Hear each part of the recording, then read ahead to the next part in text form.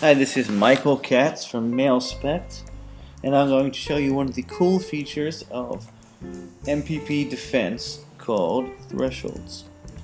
Thresholds allow you to find, log, alert, and block abusers of your messaging system. Abuse metrics include spam count, message rate, access control violations, or content violations. ACL violations are great for finding dictionary attackers, so if somebody guesses wrong 10 times, then we can take an action. And the action could be to block them for a certain period of time. If you're using our postfix policy server, then you'll do this pre-queue before the message's data is accepted. We can defer the message, so send an SMTP defer so that the sender has to resend it after a certain period of time.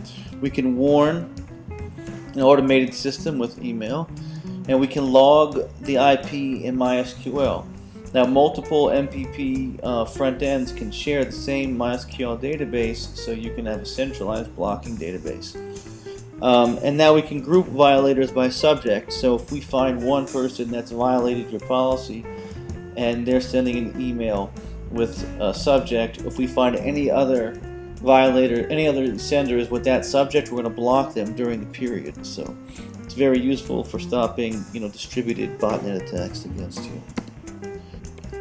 Advanced thresholds. This is a per policy feature, so you can have different thresholds in different policies.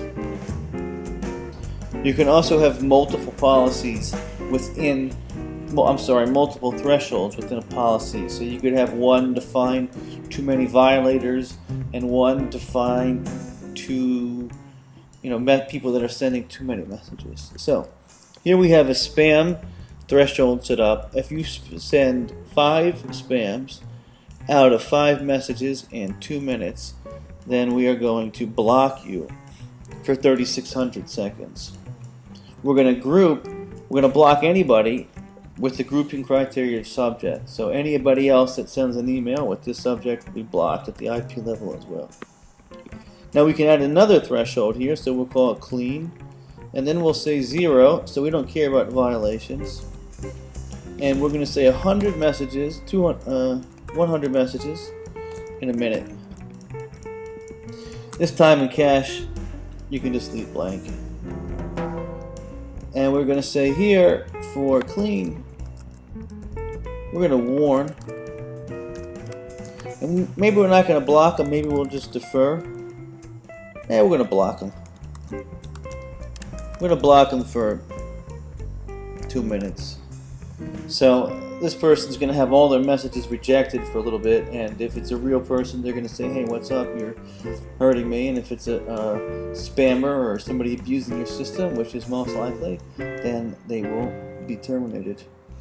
So that's what thresholds do. Thanks for taking the time to learn about them. Have a great day. This is Mike Katz from MailSpect.